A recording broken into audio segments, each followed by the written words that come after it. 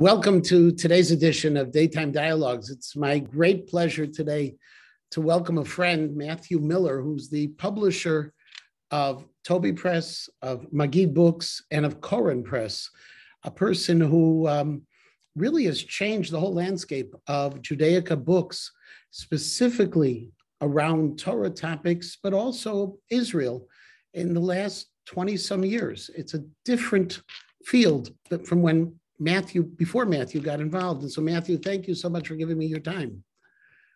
You're very sweet. As I said to Rabbi Batanki just before we went on air, my kids think I'm dead boring, so I don't know why you'd possibly want me. Well, I guess because what Koren has done, and Magid, and Toby, is really addressed an area of Jewish books that we were missing for a long time. You know, I grew up in the era of Hebrew Publishing Company and Kitav. Sure. And then along came, and Koren was always there. They were the Siddur and they were the Tanakh. There was a Siddur in the Tanakh. Yeah, and they were revolutionary. The Tanakh, I think, was the first new Tanakh in 400 or 500 years that had been done by Jews. Correct. It sounds crazy, doesn't it? Yeah. It sounds crazy that the Tanakhim they were all based on the Catholic edition published by what's his name in Venice in the early 1500s.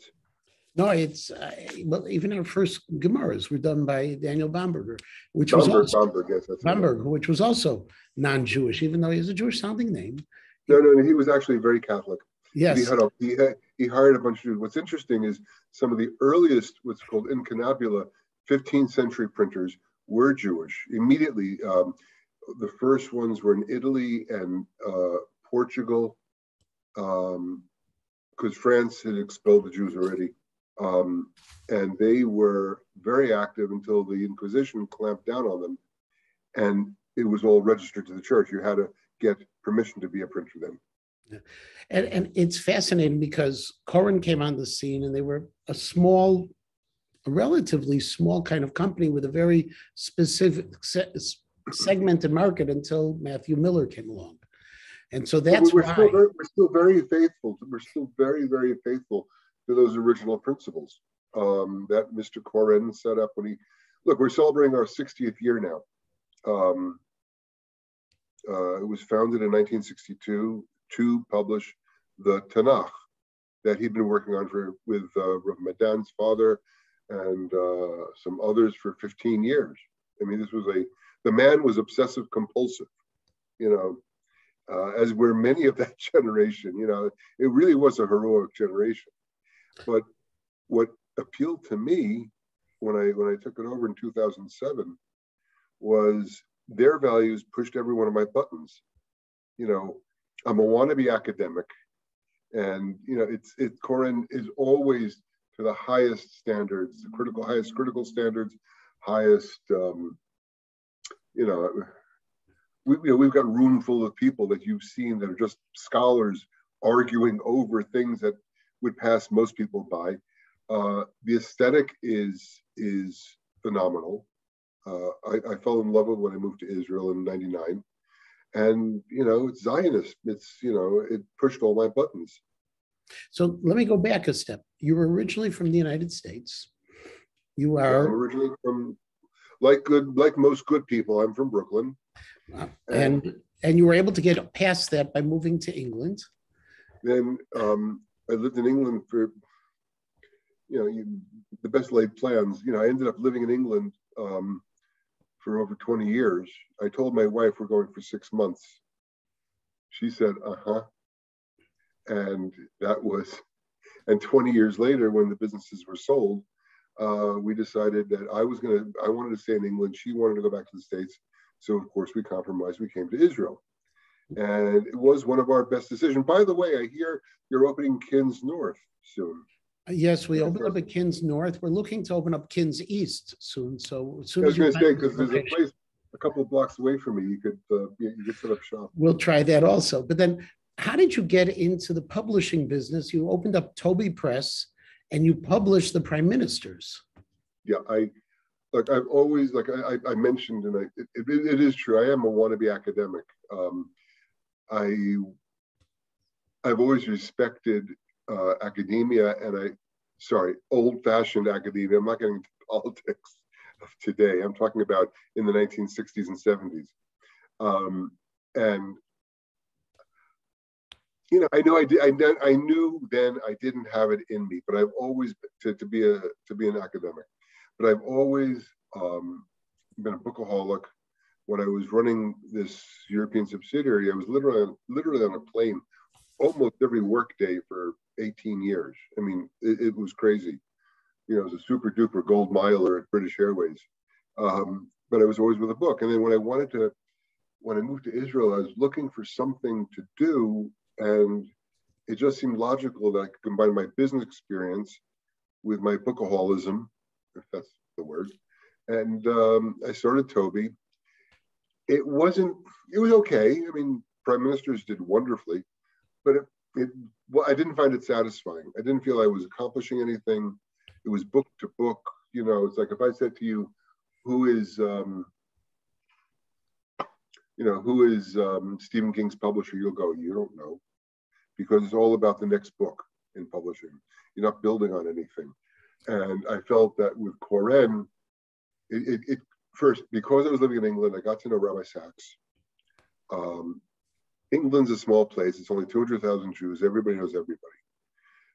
I knew he was looking for a Jewish publisher as opposed to a trade publisher, because he wanted to bring his Siddur that he'd done for the United Synagogue outside the UK. And I thought, look, I was using Koren since I made Aliyah. I loved it. I love the graphics. I love the typography. I love the hashkafa. And so in a way, I kind of bought Koren, which was it had 3 people, all part-time when I took it over. And I felt I could use it as a base, because people, as a brand and as a hashkafic base to which to grow a bigger company. And I felt the need because, I'm a card-carrying Zionist, I'm a card-carrying ortho, and I didn't feel anybody was filling that gap. So did you approach Rabbi Sachs, or he approached you? I can't remember. I really can't remember. It's like because everybody knows everybody. He comes up in conversation, and just said, and he said, well, what do you think of this? And I thought, that's not a bad idea. And Rabbi Riskin was looking for a publisher, and other people were, and Steinsaltz was looking for a publisher. I mean, the people from Steinsaltz, from Rav Steinsaltz's organization, came to me and they said, look, we've been publishing for 40 years badly. We're looking for a professional. So just things came. It's amazing. Things came together. I mean, who in their right mind would do a Talmud from scratch? It's like, and we came back with a wonderful Talmud. That's fascinating, because he had done with Random House, he had done some volumes in English, Rabbi Steinsaltz. Yeah, but that was a very badly conceived product. It was designed as a coffee table book. It was not designed to be used. There was no Daf Vilna. It was gold edged. The prices, remember, it came out in the early 80s, he had nothing to do with it. Rabbi Steinsaltz had nothing to do with the Random House edition. And each volume back in like 1980 was $40, $50, which is like $200 today. And it was supposed to be 300. It was designed to be on a shelf, not to be used. Ours is designed specifically to be used, whether you're using the English front or the Daf Vilna back with Likud. It's designed as a working product. So when you went into we didn't even use the translation. We used nothing from the Random House. So when you went into Koren, if Rabbi Sachs's siddur, or his commentary, his siddur actually from the UK, if it hadn't been available, would your business in Koren be the same way it is today? No, it wouldn't have happened. It happened because I guess Rabbi Sachs was the spark, and it was very funny. When he did we licensed the Siddur from the United Synagogue in England, the Koren Sachs Siddur, the one we call now the Shalem. And what I found out later is he he was restricted. They didn't want any commentary. And he insisted on putting some commentary. And so in the Shalom Siddur, there is some commentary by Rabbi Sachs, but not tons. And then we thought, okay, how would you like to do some machzorim? He said, wonderful. He said, how much commentary do you want? I said, Rabbi Sachs, you're asking me how much commentary I want from you. How much commentary do you want to put in? He said, well, I'd put in rather a lot, 2 days of Rosh Hashanah is a long time for bums on seats. So, and so that's what, and it was phenomenal. It was phenomenal. It was, and then we started doing different nisakim. The Rosh Hashanah Yom Kippur, our sponsor for the Rosh Hashanah was George Rohr. George? Yes. He's wonderful. He's wonderful. And it was very sweet because he's, not only is it tzaddik, but he also takes his tefillah very seriously. He is a seriously frum guy. And he called me up the day after Rosh Hashanah. And he said, this has changed my tefillah. I have never had a Rosh Hashanah like this. I want to do Yom Kippur with you. So I said, oh, well, can we raise the price? He said, no, but I'm going to do your, you have to try, right? And so our Rosh Hashanah Yom Kippur Machzorim, and then the other Shlosh Regalim. And one thing I wanted to do from day one is a Yom HaSput Machzor, which is, we did we did one edition in all Hebrew and 3 Nesakim. We did one edition for the United States, and we did a second edition for the United Kingdom with the United Synagogue. And they're all being used, and it's wonderful. What's the best-selling book out of the 3 publishing houses? Hey, look, it's all one house.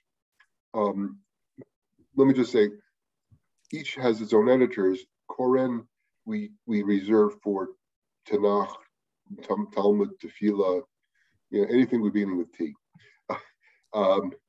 Magid is contemporary Jewish thought. I'm not going to be coy. I'm not going to say, well, we don't have a point of view. No, we are Orthodox, but within Orthodoxy, there is a range. And I was very proud that, we published within the same month, the 2 cousins, Avi Weiss and Mordechai Willig, Rav Willig, they're first cousins, and they're on opposite sides. But so we keep Magid as a separate brand from Koren because we want to get a more of a breadth of points of view. And Toby we reserve for cultural. So look, under Koren, it was, of course, the Siddur, where we sold well over 100,000 of the Siddur. Well, and that Siddur now has been adopted in translation by the Norwegian rabbinate. Every shul in Germany has the German edition. We've published the Kol Yaakov edition for the Syrian community in America, and we're doing a Spanish Kol Yaakov for the Syrian community in Latin America. So the Siddurim by far are the biggest, which I suspect will be supplanted very quickly by the new Chumash that's coming out next year and the new Tanakh, which has come out, which you've seen. What is the most exciting project you have on the horizon for Koren, or for Magid or Toby?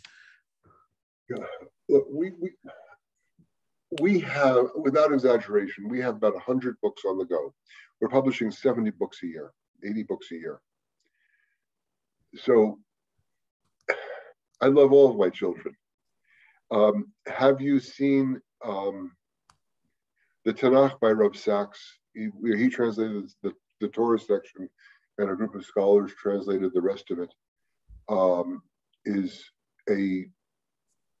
Is a bread and butter.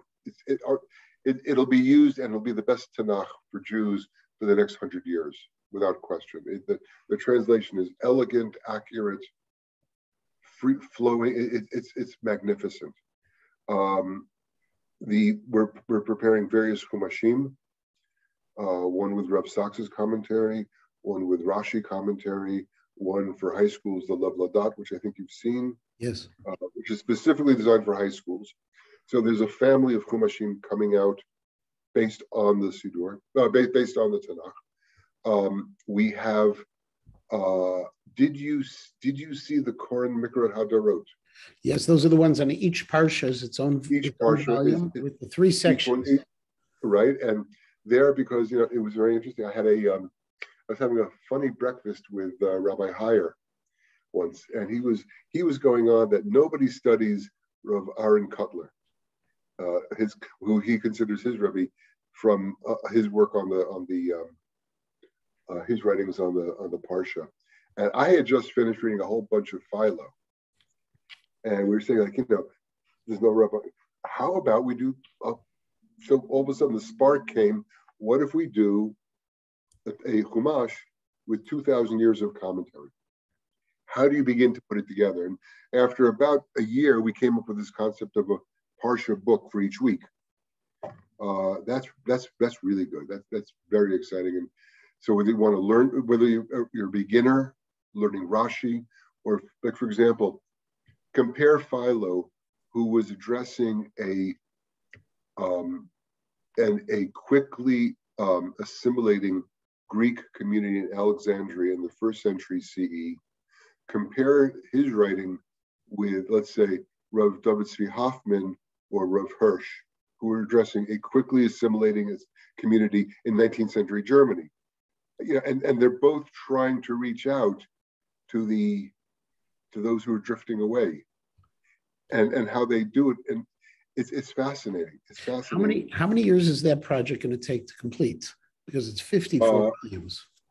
It's going to take too long. It's going to take, from start to finish, let's say, to put the first volume aside, because that always takes 2 years to come up with a concept. It'll take 7 years.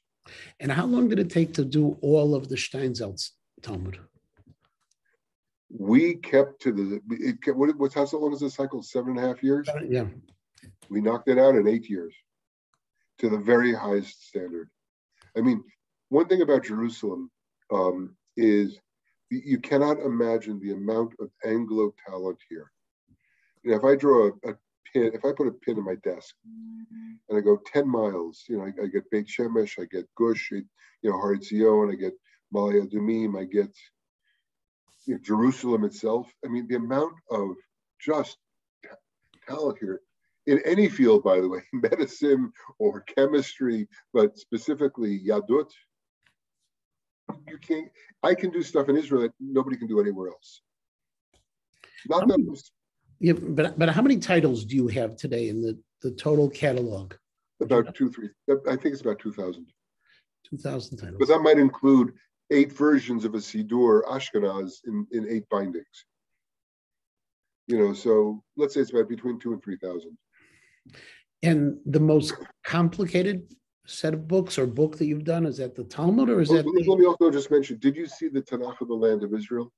Where for the first volume, Shemot had Paro on the cover? Yeah, that I've seen. With the archaeology and all of the. Yeah, I mean, I was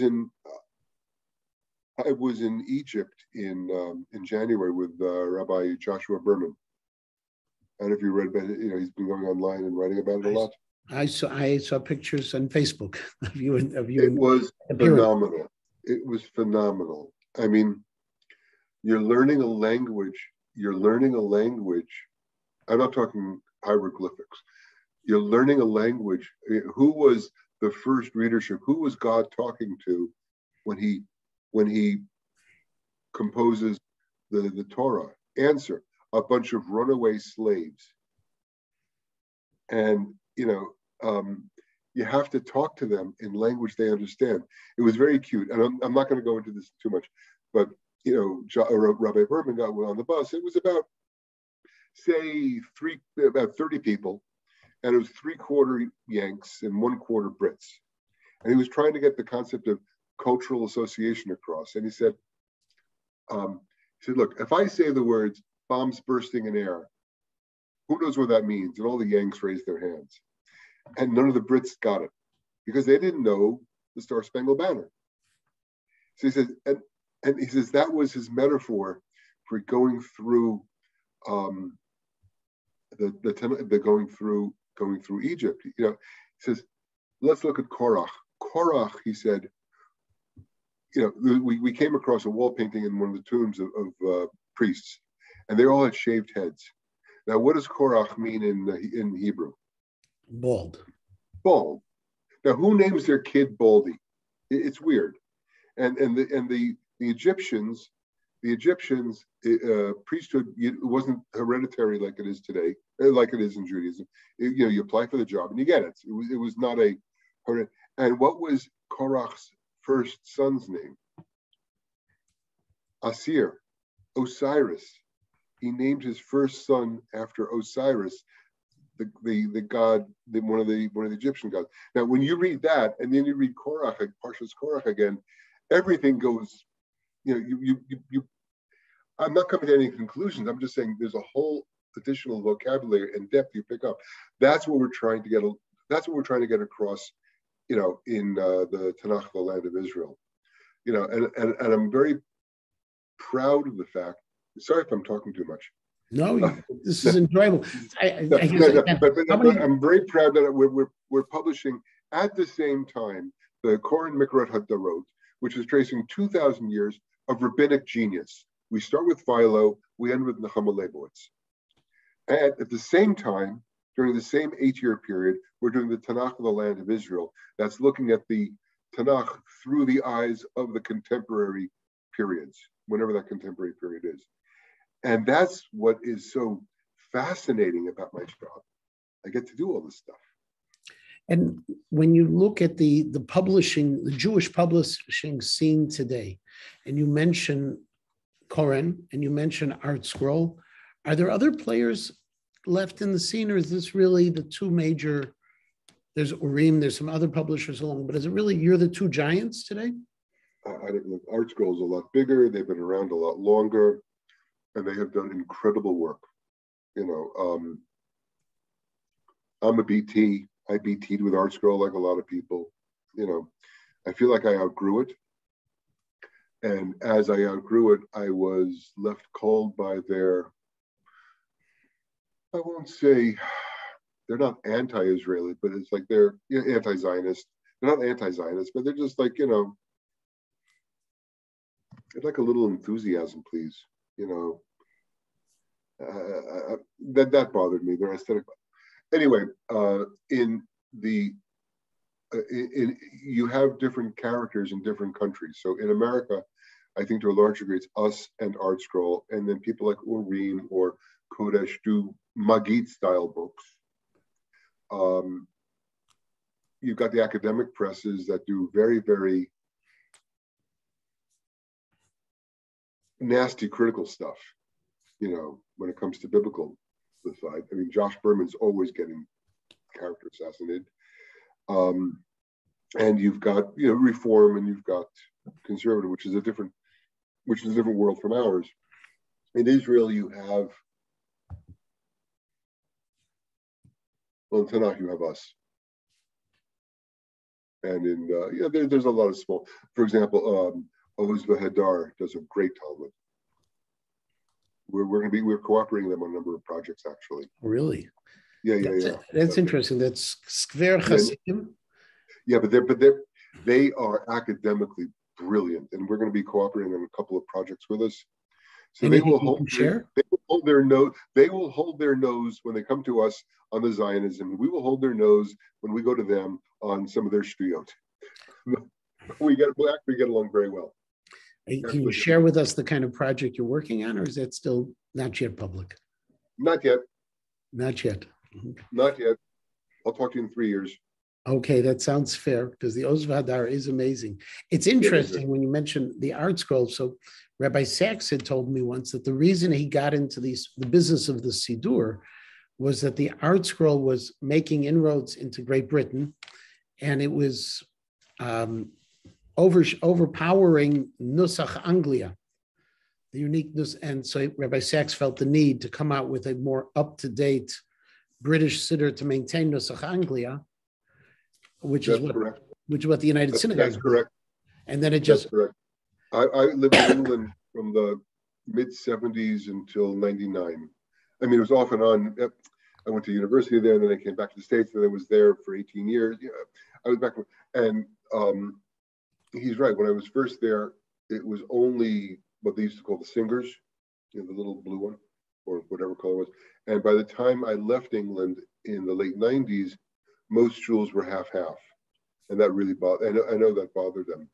What was interesting is when we did our Machsarim for Rosh Hashanah Yom Kippur, we did them in 3 Nusachim, one Ashkenaz, one Nusach Sfard, of course, and then we did another one for Nusach Anglia, because they have different order. They're very proud, and not just the spelling and not just the prayers for the Queen, but they have different things that they want to maintain. And Diane Binstock, who's wonderful, was very proud to edit those volumes.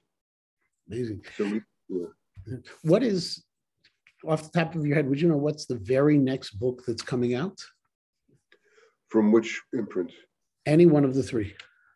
We've just come out with this fabulous book. It's downstairs. It's downstairs. The one on Der Yassin? No.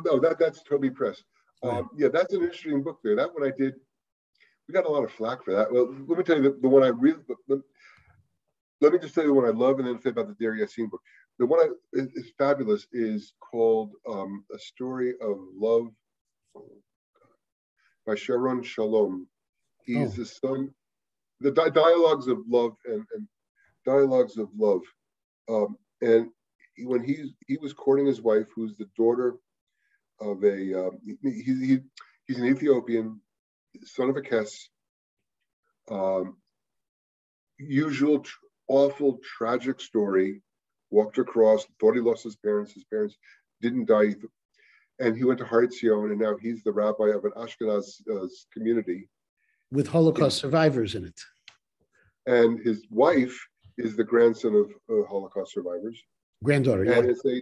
It's a dialogue on, and she's taking like a typical, let's say, liberal view of, you have to, like what an American white liberal might say, and he's saying, no, you can't. But he's also talking about, they go through about 30 subjects, and it's just on God, on free will, on all these subjects. It reminded me a lot of Tiyum Kavanot of Rabbi Sabato's book. Really? Yeah, in a way. The Year Seen book, that Year Yassin book, I did that against my entire editorial committee, because I knew Tauber had published his book in Hebrew.